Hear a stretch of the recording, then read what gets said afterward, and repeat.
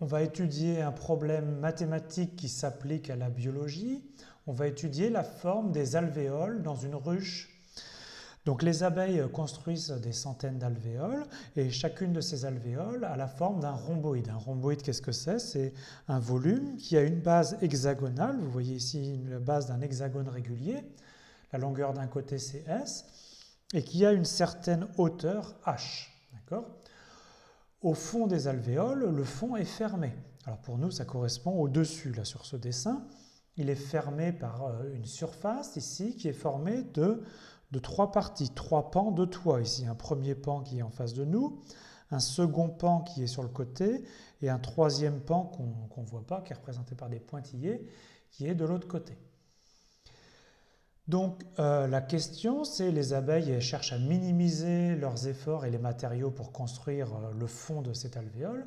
Et donc il s'agit de minimiser la surface de ces trois pans. Alors la surface est donnée par une formule, ici un petit peu compliquée, qui dépend bien sûr de la longueur de notre hexagone, d'un côté de l'hexagone, de la hauteur de notre alvéole, mais aussi d'un angle θ. Parce qu'il y a plusieurs façons de construire ce fond en fonction de l'angle θ qui est entre la verticale et un des pans de ce fond, de ce toit pour nous.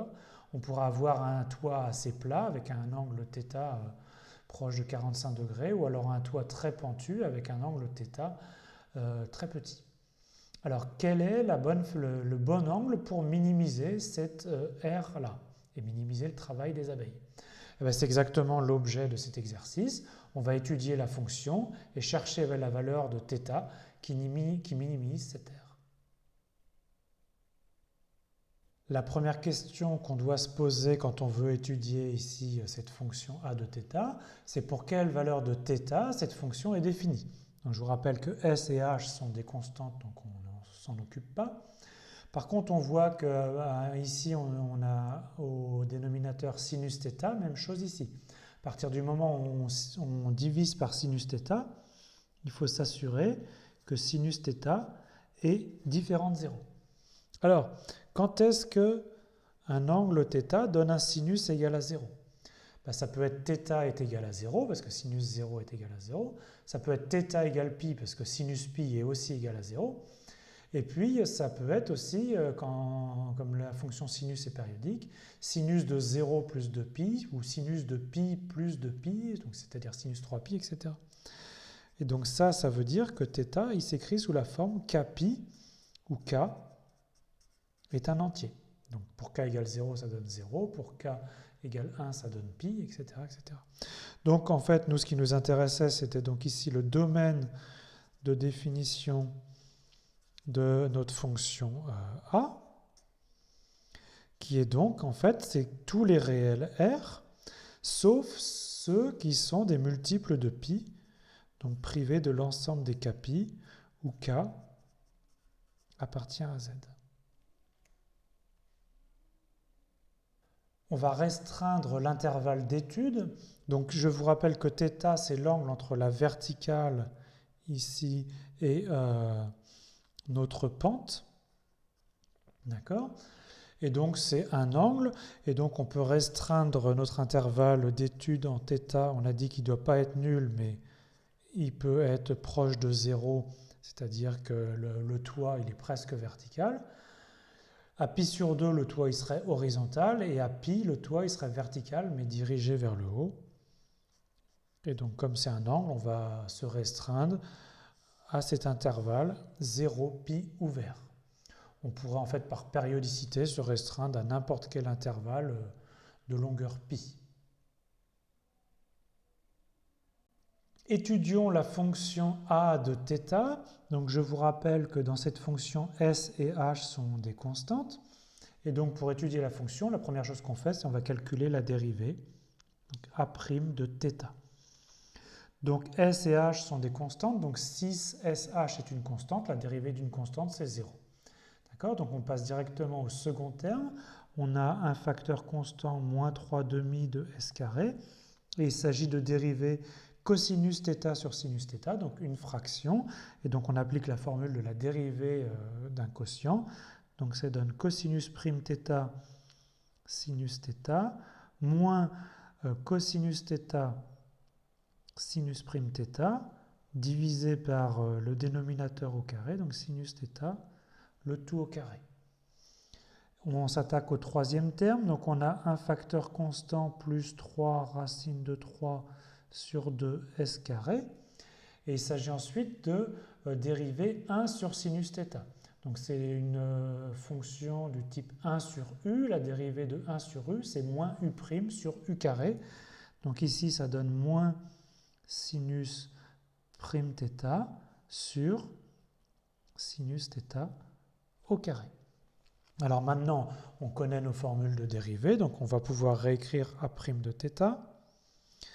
Donc moins 3 demi de s carré.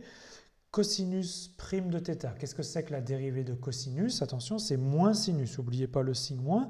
Moins sinus θ fois sinus θ, ça fait donc moins sinus carré θ. D'accord? Sinus carré θ, c'est sinus θ, le tout au carré. Ensuite, on a sinus prime de θ, la dérivée du sinus, c'est bien plus cosinus. Donc on a moins cosinus fois cosinus, ça fait moins cosinus carré θ. Et au dénominateur, on a donc sinus carré θ. Ensuite, plus racine de 3 sur 2 s carré. Et alors, la dérivée de sinus, on a dit que c'était cosinus. Et donc, ici, c'est moins cosinus θ sur sinus carré θ. On va simplifier un petit peu cette écriture. Vous allez voir que ça se simplifie. On sait que sinus carré plus cosinus carré, ça fait toujours 1. Donc ici, on a moins sinus carré moins cosinus carré. Ceci, ça fait toujours moins 1. Avec le signe moins qu'on avait avant, ça fait juste 3 demi de s carré. Donc 1 sur sinus carré θ. Ici, donc, on a le signe moins dont on va tenir compte. On a donc 3 racine de 3 sur 2 s carré, donc cosinus θ sur sinus carré θ. Maintenant, on va mettre en facteur les termes pour simplifier l'écriture. Vous avez ici, donc on peut mettre en facteur 3 demi de s carré, d'accord. Au dénominateur, on a partout sinus carré θ. Donc là, comme pour le premier facteur, on a juste 1. Et pour le second facteur, il nous manque moins racine de 3 cosinus θ. Et donc, on a fait le plus gros du travail, c'est-à-dire calculer la dérivée. D'accord ? Voici la formule. Et maintenant, avec le signe de la dérivée, on va pouvoir dresser le tableau de variation. Pour connaître les variations de la fonction a, on a besoin du signe de la dérivée de a. Et pour connaître le signe de a' de θ, on a besoin de savoir déjà quand est-ce que la dérivée s'annule. Donc regardons quand est-ce que a' de θ est égal à 0. A' de θ est égal à 0 quand ce numérateur s'annule. Donc ça, c'est la même chose que 1 moins racine de 3 cosinus θ est égal à 0.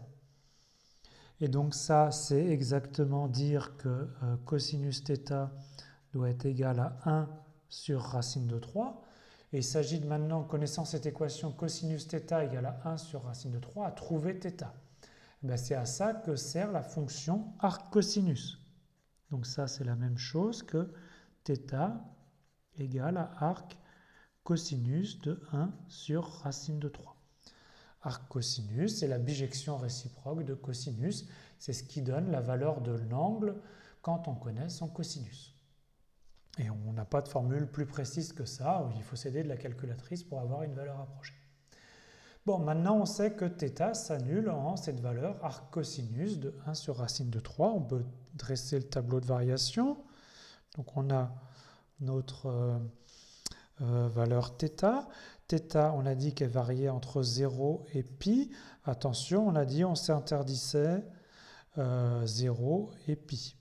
On a ici donc le point intéressant, c'est arc cosinus de 1 sur racine de 3.